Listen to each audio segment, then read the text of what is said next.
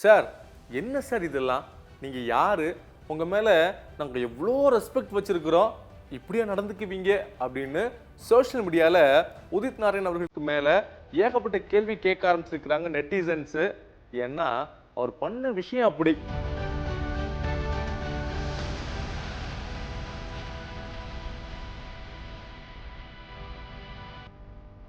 பொதுவா இந்த பாடலாம் பாடுறாங்க இல்லையா சிங்கர்ஸ், அவங்களுக்கு இந்த உச்சரிப்பு அப்படிங்கிறது ரொம்ப முக்கியம். ரொம்ப பார்த்து பார்த்து தெளிவாலாம் பாடுவாங்க இல்லையா? ஆனா உதித் நாராயண் அவர்களுக்கு அப்படியெல்லாம் கிடையாது.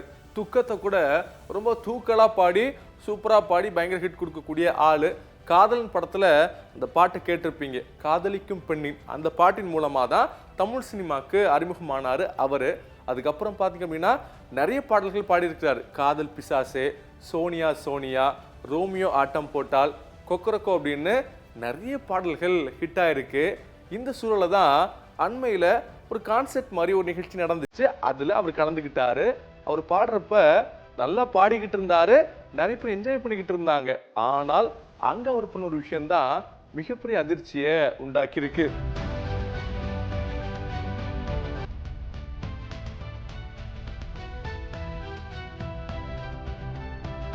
அந்த நிகழ்ச்சியில டிப் டிப் பர்சா பாணி அப்படிங்கிற ஹிந்தி பாடலை பாடிக்கிட்டு இருந்தாரு. ரொம்ப ஜாலியா இருந்தாரா?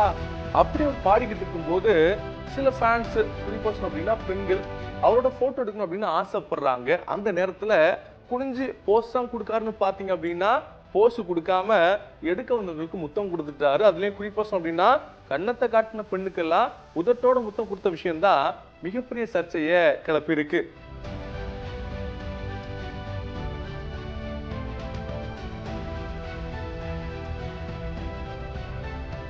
ஸோ இந்த வீடியோ தான் சோஷியல் மீடியாவில் பயங்கர வைரல் ஆகிட்டு இருந்துச்சு. அதை பார்த்துட்டு சார் நாங்கள் எவ்வளோ ரெஸ்பெக்ட் பண்ணி வச்சிருக்கிறோம் உங்களை, நீங்கள் இப்படி அநாகரிகமாக பண்ணுவீங்க அப்படின்னு நிறைய பேர் குற்றம் சாட்டி கேள்விலாம் கேட்டுக்கிட்டு இருந்தாங்க. இதுக்கு அவர் விளக்கமளிக்காமலே இருந்தார். ஆனால் இப்போ அந்த மௌனத்தை கலைச்சு சில விஷயங்கள்லாம் சொல்லியிருக்கிறாரு. அதாவது நான் என்னுடைய அன்பின் வெளிப்பாடாக தான் இந்த விஷயங்கள்லாம் பண்ணேன். என்னோட ஃபேன்ஸ் என்னை நேசிக்கிறாங்க இல்லையா, அதை போல நானும் அவங்கள இன்னும் அதிகமாக நேசிக்கிறேன், அதன் காரணமாக தான் என்னுடைய அன்பை வெளிப்படுத்தினேன் அப்படின்னு சொல்லியிருக்கிறாரு. குறிப்பா தூய அன்பின் ஒரு செயலில் மோசமான ஒரு விஷயத்தை நீங்க ஏன் கண்டுபிடிக்கிறீங்க, இதெல்லாம் பார்க்குறவங்க கண்ணுக்கு தான் இப்படி தெரியுது அப்படின்னு சொல்லியிருக்கிறாரு உதித் நாராயணன்.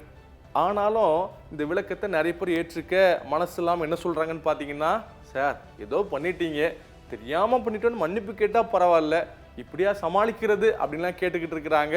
ஸோ ரெண்டு தரப்பும் வேற மாதிரியான விஷயங்கள்லாம் சொல்லிக்கிட்டு இருக்கிறாங்க. இதற்கு மறுபடியும் விளக்கம் அளிப்பாரா, சாரி சொல்வாரா அப்படிங்கிறத வெயிட் பண்ணி தான் பார்க்கணும்.